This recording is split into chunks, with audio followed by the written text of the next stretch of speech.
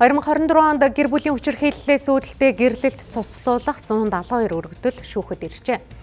Үүнээс 68 нь эвлэрүүлэн зуучлалт хамрагдан иргэн нийлсэн байна. За гэхдээ тэдний дунд гэр бүлийн хүчирхийлэл дахин өртсөн нь цөөнгүй юм а.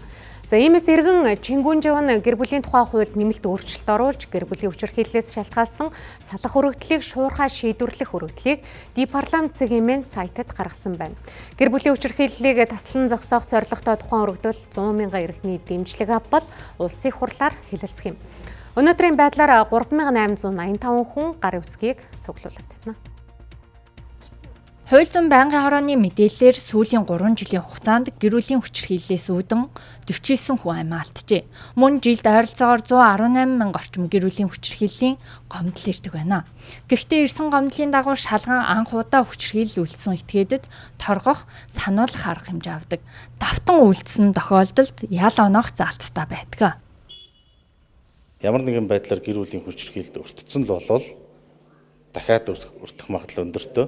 Тэгээ энийгээ болиог гомдол гаргаж чадах тэрийг эвлэрүүлэн зуршлах муучлахаар дамжуулахгүйгээр шууд асуудлыг шийдтгэл болох хэрэгтэй мэн гэж бодсон. Энэ болохоор болно гэхээр зуучлж болно, зуушлахгүй ч болно гэдэг юм байгаа байхгүй. Тэгэхээр тэр нөө шийдвэр гаргаж байгаа хүн чинь бас хоёр талд одоо сайн кейсүүд дээр ч гэсэн очоод гомдолтой ингээд хэдэн жил ингэчлээ гэдэг таваа та эвлэрээд ирээ гэж явуулаад байна гэж шүү дээ. Зарим хүмүүсийн яг шууд шийдтгэл гэтээ ингэж даабал гэж болохгүй л дээ. Нэг л хүчирхийлүүлсэн бол салахгүй л болохгүй гэж бодож байна. Нөгөө хүчирхийлүүлсэн хүн маань би гимшиж чинь би дахиж ингэхгүй гэл янз янзын байдлаар бэлэг өгдөг ч юм уу те уучлал гуйдаг янз янзын нөгөө дахиад ингэхгүй нэ гэдэг зүйлийг тэр хүнд нөгөө бодогдтол хийж өгдөг. За тэгээд байж тал энэ хугацаа нэг хэсэг үргэлжлээд 50 байжлаа дахиад нөгөө хүчирхийлмэн тавтагдаал ингээд тойроо яваад иддэг. Тэгэхээр энэ хүний хувьд бол нөгөө салалт гэд хийжлэхэд зарим тохиолдолд яг нөгөө хүчирхийлэл маань хүндэрсэн тохиолдолд бол нөгөө хүн маань хүчирхийлүүлсэн хүн маань чи түрүүч удаа тэглүү гэдэг заналт үсэт идэх байхгүй.